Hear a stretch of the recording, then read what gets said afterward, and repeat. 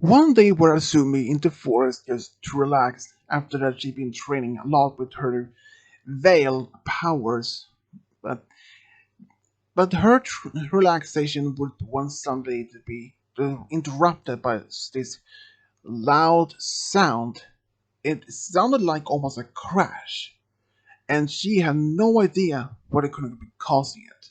She first thought maybe it was just some animal being racing around in the forest, just sounded like this crash, but this crash had this different sound after it. So like a tree had been falling apart, and she saw in a distance suddenly a tree just fell down. Not normally like if it was just by the wind, but it's something has sliced a tree part middle of it, and she hid beneath some other trees just being careful. But then she saw this strange mechanical thing walking around in the forest, like cutting down trees with some sort of looks like a sword, but at the same time it was purple and glowing. She had no idea who that thing was and what it could and what threat it could pose against her or the city. She had only one option that she could do: either you stay or run away back to town and inform anyone else to take care of this robot or mechanical thing, whatever it was. At least what she could see looked like almost a robot. But she decided to stay and fight it her own. She used her veil powers to block herself, and this robot, or what she believed to be one, saw her and actually ran up to her by attacking. She managed to block their attacks and even grab this robot and somehow smash it into a rock several times and lose his weapons.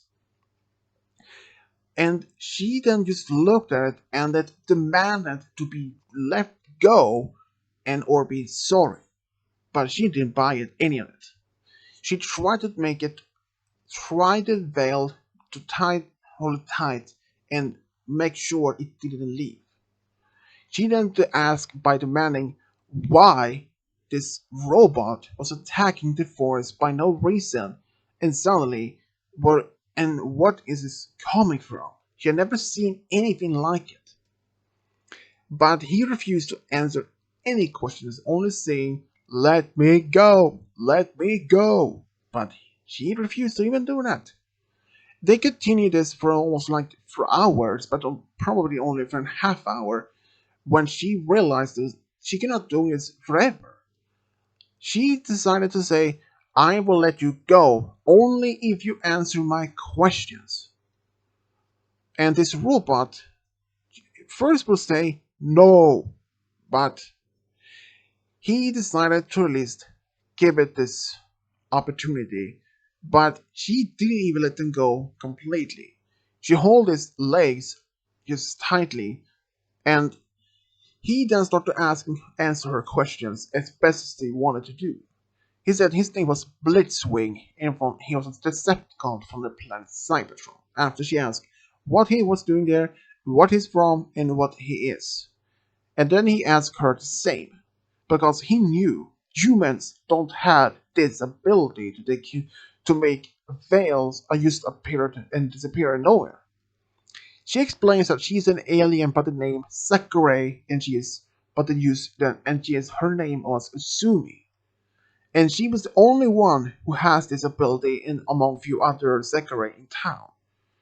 That was surprising though, because he thought she was a human being, but no, she wasn't even that.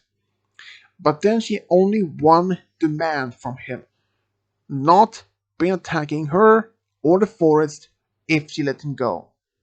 At first, he wanted to trick her, but she would be quickly fast enough to capture him before he would do anything. So, he agreed. But just to be high alert though, she had her powers just lower her veils around her, but she grabbed his weapons just in case if he would try to grab them. That was something he not expected she would do.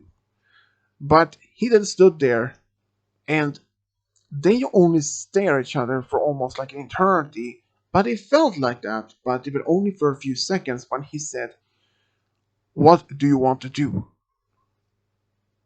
He wanted to know what he was going to expect her to do. But in fact, then she dropped his weapons to the ground and the veils disappeared, and she was back to normal. He said to her that he wanted more answers, but he wanted more. She said that she had no much answers to do, but she has only one question.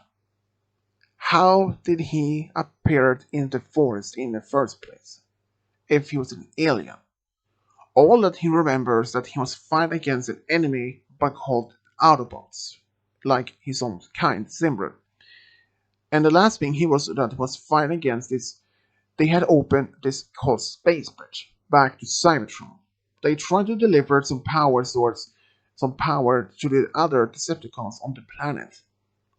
But that was interrupted when the Autobots tried to attack them, and they causing the space bridge to be unstable, and they made him was pushed inside, and literally next he remembers, but he was dropped from the sky just above the forest, and he woke up only a few moments later, and he started attacking around the forest looking for his friends or his comrades, what do you call them, and other things like any Autobots or trying to figure out where he was by sending a distress signal, but no answer even came. Then he asked her, where is she from? If she is an alien. She doesn't even remember. She was on a ship on a sleep and when it crashed on the Earth several years ago. But that was the only that she could remember. Then he demanded her one more thing. Not to reveal his presence to anyone, or it would cost her or other people lives if she did. And he would find out if she was the one who told. So she promised not to do that, even though that was not that thing that he could not accept, but it was the only thing he could take. But then he only had one more request. A place where he can hide, so no one would find him. All the chief could tell him there was an old warehouse just outside of town where he could stay, but she didn't bother to tell exact. Only did give him some simple directions where it was located. And after that, he just took off, and she was just standing there. But for the next few days, Uzume, she had no idea about this robot will later be a big part of her life. Because only a few days later, when she heard this strange sound above her apartment, middle of the night, and she heard a voice, and it said, her name. She had no idea if there was someone she knew or if she was dreaming. But she later woke up, but the same voice appearing again, calling her name. So she got dressed and walked up the roof and finding Blitzwing standing there waiting for her. She demanded to know why he was there and even to find out where she was living. He said he had seen her only a few days at night, or at least in the evening, and been following her just in case if she had told anyone about the agreement. But she promised she hadn't even told anyone about it. Everything was going to be perfect until a few people in the next building saw them talking on the building's roof and even took pictures that someone even recorded them. And he noticed that and he took off quickly. And soon, already the next day, people in town were talking about this, but most of the people thought this was just some hoax or some just a lie. Even with the recording, people thought this was just some photoshopping or about this that someone was pretending that this wasn't a robot or something. So most of the people in town didn't even take it seriously, and that is they were almost quickly to be forgotten only for the next couple of days. But for Uzumi, it was not just something that she would just forget. In fact, she went to this warehouse to find Blitzwing, which she did.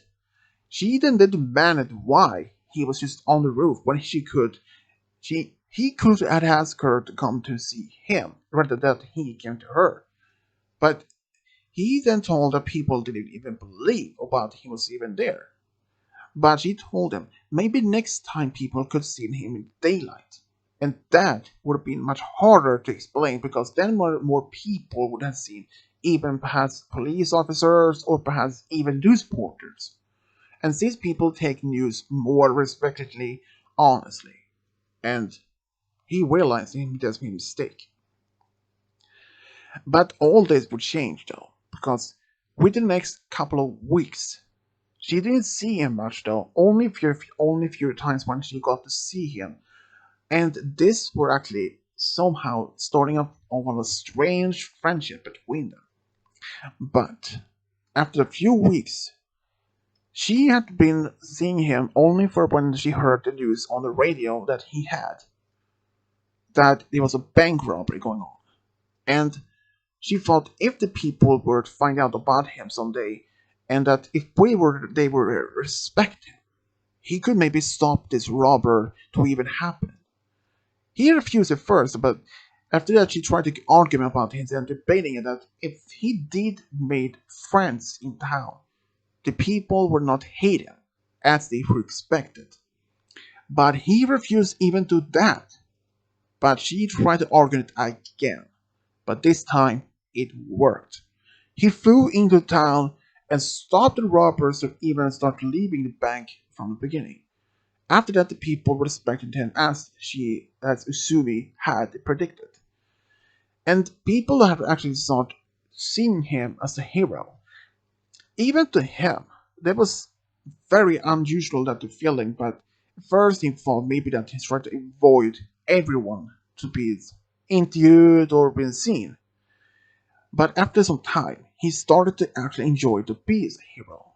And soon enough, his time as a hero had even getting stronger after people had seen him with Uzumi in town.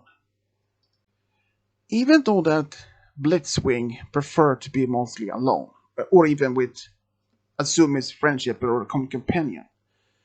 But there were a lot of people who wanted to know more about him, what about his past, where he's from, and sort of things. And at first, he didn't want to stand up for any news reporting or like that. But unluckily, though, he did actually stand up for some interviews, and people actually able to get used to these answers, and soon they treating him as normal citizens of the town. And even with Asumi's help, he and her they restored this warehouse to more of a base like a home. And people actually didn't show up at this home to more respect of his privacy, and which he did respected from all there that they respected his privacy. But when he was in town, people then often walked up to him and just asked if they could take a picture or just saying talk to him for only a short moment. And at first he was very much annoyed that people just walked up to him. But after some time, people actually just asked him how his day were and if he was a good fighter, like some simple questions. And then he slowly actually get used to that questions and actually liked them to be answered. And a lot of people actually start enjoying his company. And he proved to be very skilled mechanic. And he actually started working for a local car shops or other people in factories to help them to rebuild some of the tools or machinery have been broken apart. And he even improved some of their machinery as well. But after that, he spends a lot of time with Asumi. He started to actually like her even more to use as a friend. But he refused to even recognize his feelings at all at first. Even though that he spent some time sometimes with Matsu, one of her friends, she actually realized that when she by accident connected with his mind, realized that he had feelings for Uzume, but he then told her not to tell anyone. But he wasn't threatening her, just asked her not to reveal this to anyone, which she promised. But Asumi did actually find out about his feelings by random accident when she came out to him when he was talking to himself, like if he had actually loved with her or if he should tell her. But when he did notice that she was there, and then he confessed his feelings for her, she was expecting that he was just joking, but it wasn't a joke. But for some reason, he even asked her out on a date. He had apparently have been reading a lot and studying a lot of human culture, especially about dating, relationships, friendships, all of that, like to be get used to it. And he was expecting that she would say no, but she said yes. And they actually been start dating after that. Even their relationship at first was quite a rocky ride. They had often arguments what to do, where to go, and but they at first it were rocky, but after some time it gets used to all of this. But they were sometimes when they decided if they wanted to need a break from each other, which they did, but they never break up, just they needed some time apart from when she needed been training and when he was busy with his new work and everything. And all of things actually did start ending up with that they've been dating. And even Matsu had suggested that maybe if they were been dating for long term, maybe has to get married. But both used to laugh when she suggested this. They thought maybe that she was an impossible friend to get married, but Matsu did actually knew one priest of a local temple that was willing to perform the ceremony if they wanted to. That made them both surprised. They just looked at each other, but they decided maybe if they were getting ready to get married, then it would have to be wait for maybe a more few years, just since they had only been seen dating each other for only a short time. They just want to see if this won't even work. Despite them knowing that Blitzwing once were a Decepticon, and his his feelings have been just been fighting, trying to take over the galaxy or the universe with his fellow Decepticons. At first it was really strong, but knowing there's no way for him to go back to where he came from. And so he decided to abandon these dreams and those goals in his life and just be with Asumi. Asumi though was really very excited to be with someone like Blitzwing. Especially that he was a robot and as an alien, so that he has something in common in that. Even that he doesn't eat anything, but he didn't mind to help her by cooking some food for her. But after some strange happened, after they've been dating for nearly 4 years, they actually decided to have just a small wedding for some close friends, which they did later on though. And they even took on Matsu's suggestion to use its temple where they had this priest who were willing to do this performance. So did.